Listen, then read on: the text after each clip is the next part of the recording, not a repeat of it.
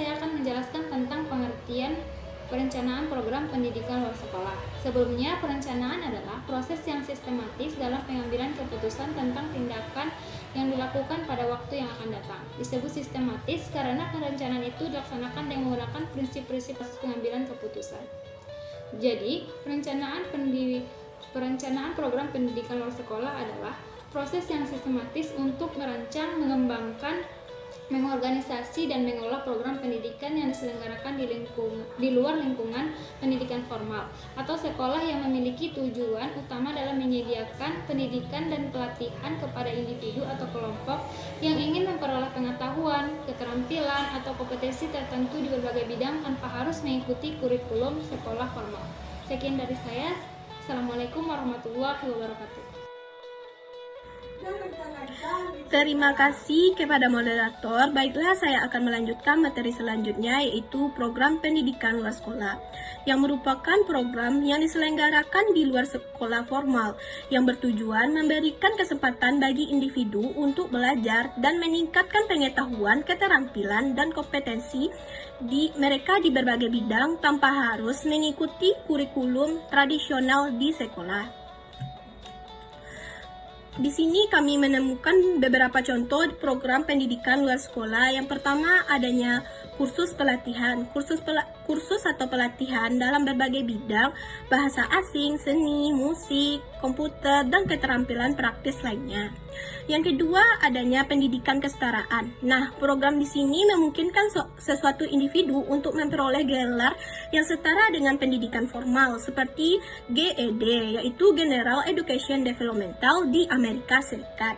Selanjutnya ada pendidikan kejuruan, yang merupakan pelatihan keterampilan teknis atau kejuruan yang diselenggarakan oleh institusi atau lembaga pendidikan khusus.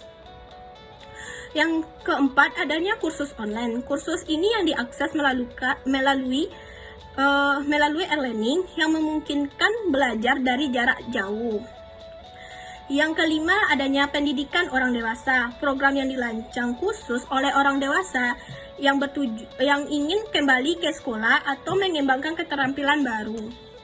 Yang keenam, adanya pendidikan masyarakat. Program yang diselenggarakan oleh masyarakat atau kelompok sukarelawan untuk memberikan pendidikan informal pada anggota atau komunitasnya. Yang ketujuh, adanya keagamaan. Nah, kelas atau kursus yang fokus pada pengajaran agama atau kepercayaan tertentu di luar atau konteks sekolah agama formal.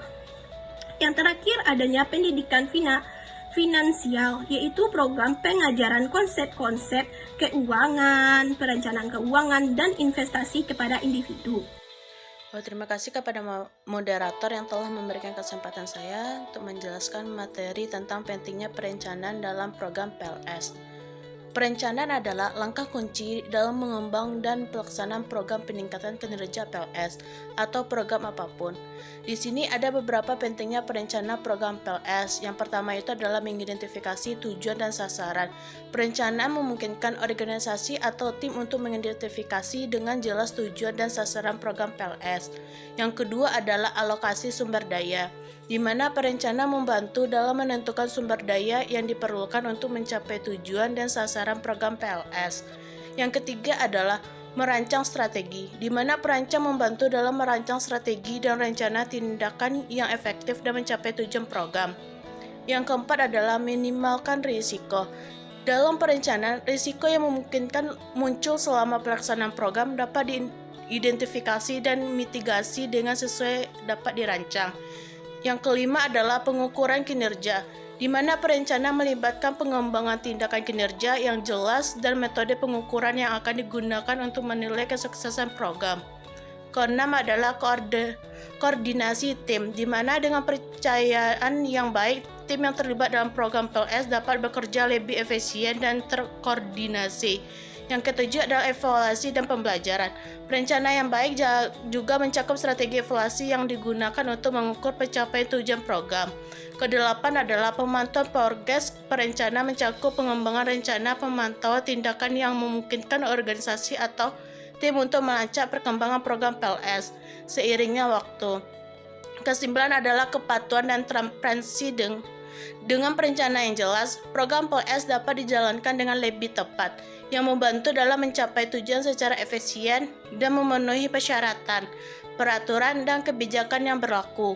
Yang ke-10 adalah mengukur kesuksesan, di mana perencana membantu dalam menentukan kriteria kesuksesan program PLS.